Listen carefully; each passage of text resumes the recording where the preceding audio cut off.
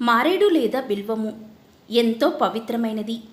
హిందువులకు మారేడు వృక్షం ఎంతో పవిత్రమైనది.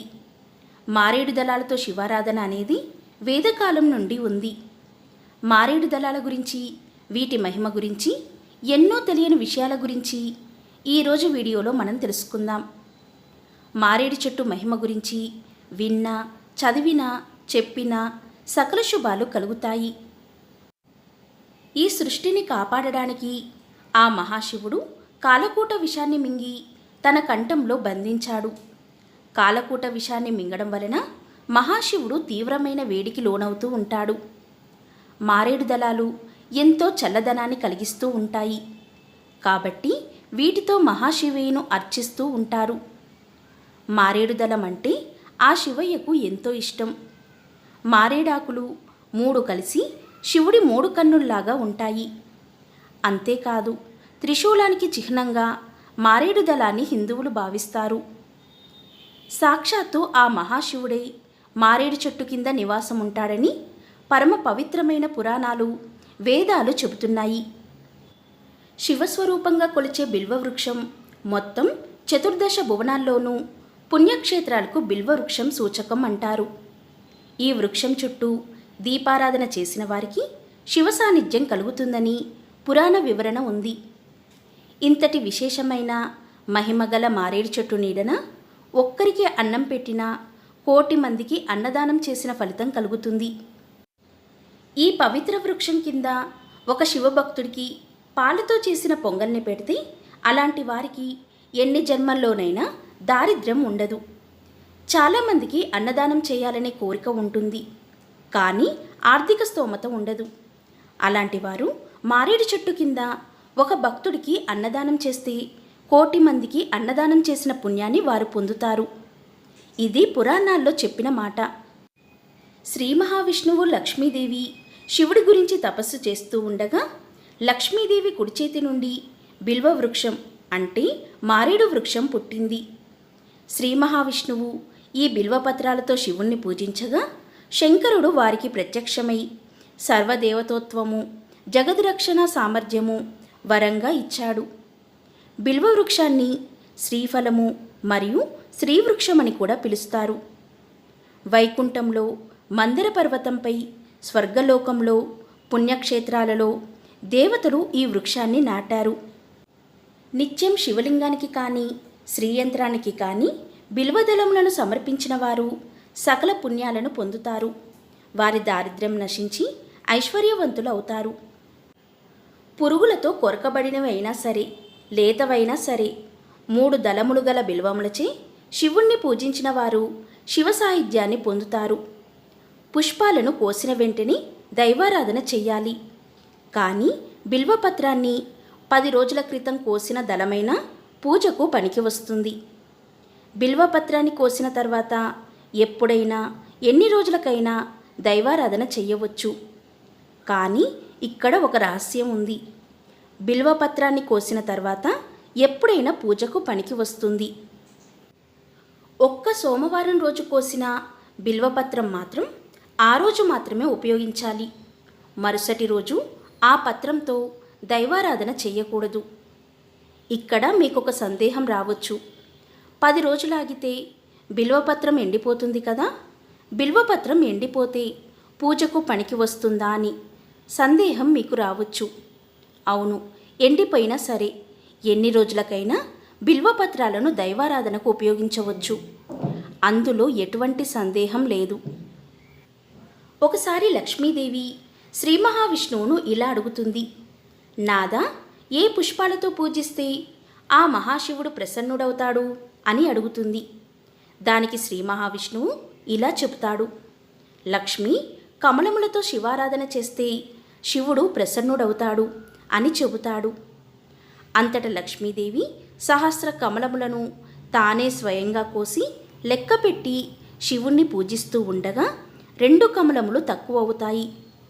వెంటనే లక్ష్మీదేవి ఆశ్చర్యపోయి పూజ ఆగకూడదు అనుకొని ఒక స్తనమును కోసి కమలమునకు బదులుగా పూజించి 2వ స్తనం కోయబోతూ ఉండగా శివుడు లక్ష్మీదేవి భక్తికి మెచ్చి ప్రత్యక్షమై ఇలా వరమిచ్చాడు. లక్ష్మి, నీ భక్తికి ఎంతో ఆనందం పొందాను. నాకు ఎంతో ఇష్టమైన బిల్వ వృక్షాన్ని ఈ రోజు నుండి నీ పేరుతో కూడా పిలుస్తారు. ఆ రోజు నుండి బిల్వ వృక్షాన్ని శ్రీఫలమని పిలవడం మొదలుపెట్టారు. అంతేకాదు లక్ష్మీదేవిని బిల్వనిలయ అని కూడా పిలుస్తారు.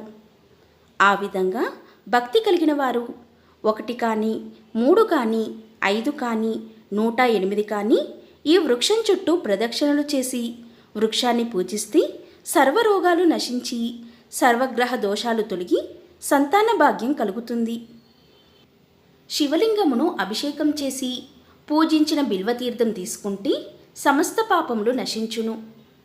అనేక జన్మల వలన సంపాదించిన పుణ్యం ఉంటేనే కానీ మానవులకు బిల్వపత్రములతో ఈశ్వరుణ్ణి అర్చించే అదృష్టం కలగదు. బిల్వదళములతో శివపూజ చేసిన వారికి తిరిగి మరుజన్మ లేదు, శివ సాయుధ్యం కలుగుతుంది. బిల్వపత్రాలు లభించినప్పుడు చెట్టు కింద ఉండే పవిత్రమైన మట్టితో అయినా కస్తూరి పొడి వలె శివుణ్ణి పూజించవచ్చు అని శాస్త్ర ప్రమాణం. ఎవరైతే ప్రాతకాలమున బిల్వ వృక్షాన్ని సందర్శించి ప్రదక్షిణములు చేసిన వారికి సర్వ పాపములు నశించును. ఎవరైతే వారి జీవితకాలంలో ఒక్కసారైనా మారేడు దళంతో శివపూజ చేయరో వారు 100 సంవత్సరాలు బ్రతికినా వారి జన్మ వ్యర్థము. ఎవరైతే ప్రతిరోజు మారేడు దళములతో శివలింగమును పూజించునో వారు అష్టైశ్వర్యాలు పొందుతారు. మారేడు దళం 3 ఆకులలో త్రిమూర్తులైన బ్రహ్మ, విష్ణువు, మహేశ్వరులు కొలువై ఉంటారు. మారేడు దళం ఇచ్ఛాశక్తి, జ్ఞానశక్తి, క్రియాశక్తికి సంకేతం. ఇవి 3 శివస్వరూపం.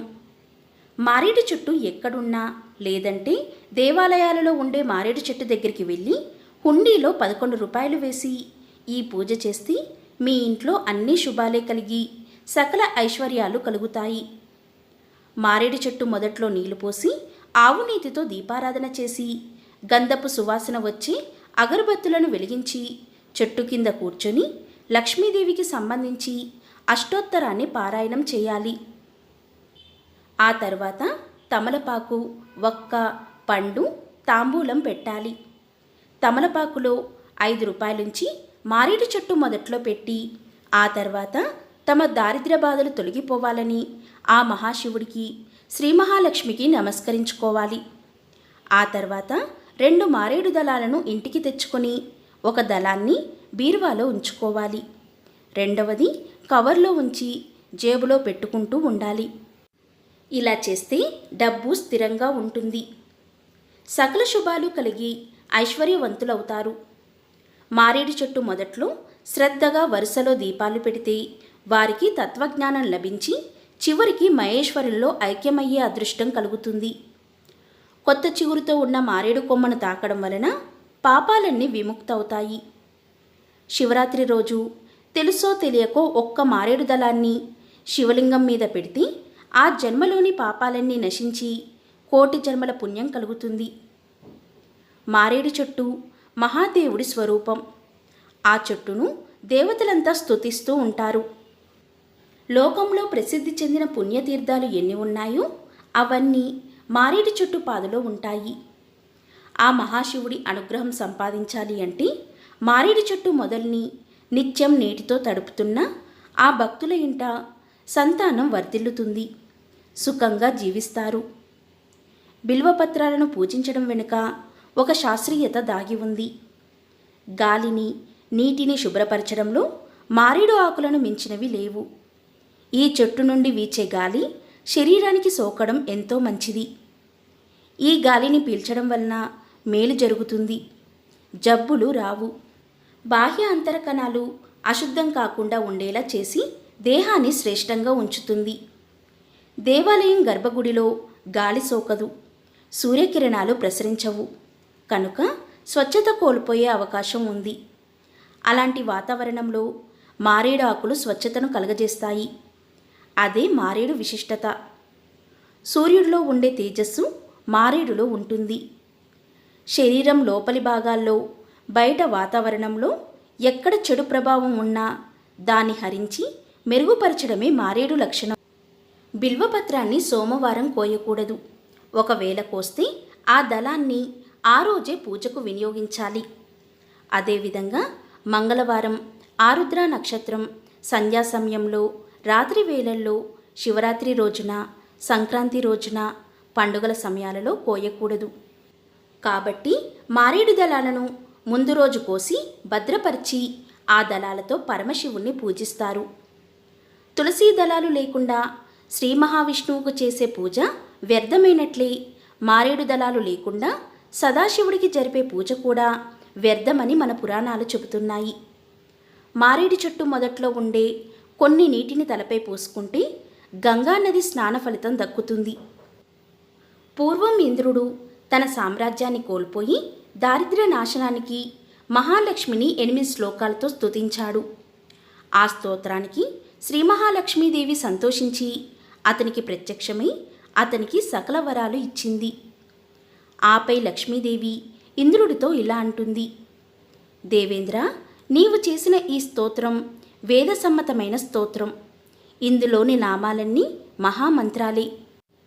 శ్రావణ శుక్ల ద్వితీయ తేదీ నుండి కానీ, భాద్రపద పూర్ణిమ నుండి కానీ, ఆశ్వయుజ పాడ్యమి నుండి కానీ, కార్తీక మాసంలో ఏదైనా సోమవారం నుండి కానీ, తక్కిన మాసాల్లో శుక్రవారం నుండి కానీ ఈ స్తోత్రంలోని ఒక్కొక్క నామాన్ని పఠిస్తూ 9 రోజులు విడిచిపెట్టకుండా నన్ను బిల్వపత్రాలతో పూజించిన వారికి ఎటువంటి దారిద్ర్య స్థితి నుండి అయినా తొలగించి సర్వసంపదలను ఇస్తాను. ముందుగా గణపతిని, తరువాత గురువును ధ్యానించి పూజామందిరంలో నా పటం ఉంచి యథాశక్తిగా పూజించి మారేడు దళాలతో పూజించాలి. పూజ మధ్యలో ఎట్టి పరిస్థితులలోనూ లేవరాదు. నైవేద్యం ఆవు పాలు కాచి చల్లార్చి పంచదార కలిపి ఆవు పాలని నివేదించాలి. ఆ పాలు కుటుంబ సభ్యులే తాగాలని చెప్పింది. అలా ఇంద్రుడు అమ్మవారి మాట ప్రకారం చేసి ఇంద్రభోగాన్ని మళ్ళీ పొందాడు. ఇంద్రుడు స్తుతించిన ఆ 8 శ్లోకాలు ఏంటి అంటే: నమస్తేస్తు మహామాయే శ్రీపీఠే సురపూజితే శంఖచక్ర గదాహస్తే మహాలక్ష్మీ నమోస్తుతే నమస్తే గరుడారూఢే డోలాసుర భయంకరి సర్వపాపహరే దేవి మహాలక్ష్మీ నమోస్తుతే సర్వజ్ఞే సర్వవరదే సర్వదుష్ట భయంకరి సర్వదుఃఖహరే దేవి మహాలక్ష్మీ నమోస్తుతే సిద్ధిబుద్ధిప్రదే దేవి భుక్తిముక్తి ప్రదాయిని మంత్రమూర్తే సదాదేవి మహాలక్ష్మీ నమోస్తుతే ఆద్యంతరహితే దేవి ఆదిశక్తి మహేశ్వరి యోగజ్ఞే యోగసంభూతే మహాలక్ష్మీ నమోస్తుతే స్థూల సూక్ష్మ మహారౌద్రే మహాశక్తి మహోదరే మహాపాపహరే దేవి మహాలక్ష్మీ నమోస్తుతే పద్మాసన స్థితే దేవి పరబ్రహ్మస్వరూపిణి పరమేశి జగన్మాత మహాలక్ష్మీ నమోస్తుతే శ్వేతాంబరధరే దేవి నానాలంకారభూషితే జగత్స్థితే జగన్మాత మహాలక్ష్మీ నమోస్తుతే. ఈ స్తోత్రం 3 పూటల చదువుతూ మారేడు దళాలతో శ్రీ మహాలక్ష్మీదేవిని పూజించాలి. ఒక్కోసారి మారేడు దళాలు దొరకకపోతే ఏం చేయాలో కూడా వేదవ్యాసుడు ఇలా చెప్పారు: వెండి లేదా బంగారంతో 108 బిల్వపత్రాలు తయారు చేయించుకొని వాటితో పూజించాలి. వాటిని ఏ రోజుకు ఆ రోజు కడిగి మరునాడు పూజకు వాడాలి అని వేదవ్యాసుడు చెప్పారు. ఇక మారేడు ఆరోగ్యానికి చేసే మేలు అంతా ఇంతా కాదు. మారేడు పండ్ల వాసన చాలా ఆహ్లాదకరంగా ఉంటుంది. దీనికి శరీరాన్ని చల్లబరిచే గుణం ఉంది. అలానే విరోచనకారి కూడా. జీర్ణశక్తిని పెంచుతుంది. బాగా పండిన పండులోని గుజ్జును తింటే దీర్ఘకాలికంగా ఉన్న మలబద్ధకం తగ్గుతుంది. మారేడు ఆకులను నూరి రసాన్ని శరీరానికి పూసుకుంటే శరీర దుర్గంధం పోతుంది. మంచి సువాసన వస్తుంది. మారేడు ఆకుల కషాయం తాగితే వ్యాధి నిరోధక శక్తి పెరుగుతుంది. రక్తాన్ని శుద్ధి చేస్తుంది. శరీరంలోని విషాన్ని హరిస్తుంది. జ్ఞాపక శక్తి పెరుగుతుంది. జ్వరం తగ్గుతుంది. మనం తాగే మంచినీటి బిందెలో రోజూ ఒక మారేడు దళం వేసుకొని ఆ నీటిని రోజంతా తాగుతూ ఉంటే మనకు ఎంతో ఆరోగ్యాన్ని ఆ నీరు పంచుతాయి. నీటిని శుద్ధి చేసి స్వచ్ఛమైన నీటిని అందిస్తాయి. కాబట్టి మారేడు వృక్షం ఆధ్యాత్మిక పరంగా, ఆరోగ్యపరంగా మానవునికి ఎంతో మేలు చేస్తుంది. మారేడు చెట్టు మహిమ గురించి విన్నా, చదివినా, చెప్పినా సకల శుభాలు కలుగుతాయి.